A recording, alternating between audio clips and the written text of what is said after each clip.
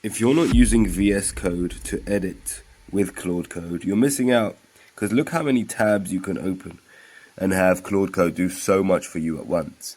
Now check this out. This is my little tip of the day for Claude Code.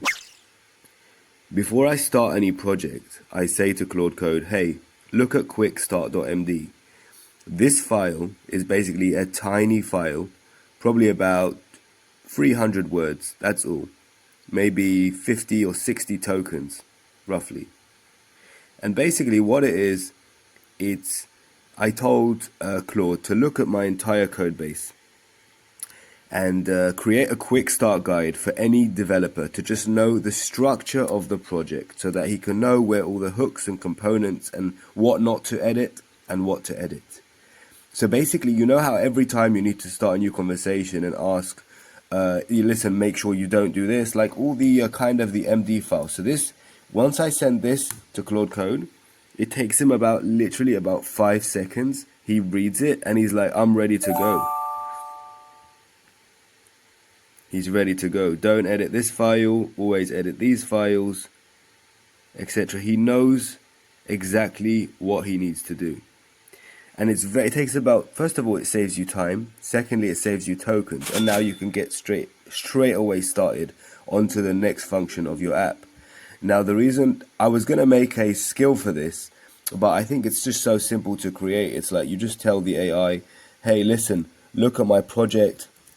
You just type it to him, look at my entire project, or look at the build structure and develop a quickstart.md file. Now, since you and call it quickstart.md, so whenever I start editing, you will know the build structure and you will know what you need to do. That's tip number one. Now, since you stay till the end, there's another tip that you're getting now. This is worth double, by the way. There's a quick start folder, and every time you want to go back and edit something that's a bit complicated, and let's say there's a really complicated function which intertwines with many files, yeah?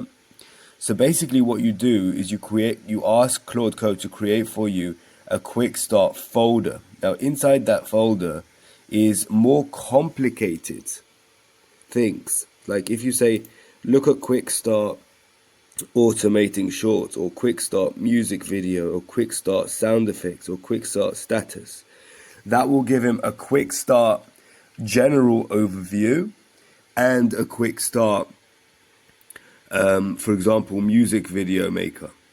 So then he can get started on editing the music video maker or the automating YouTube shorts very easily without having to look at the entire code base or to start reading multiple files. He will just know where everything is from the start.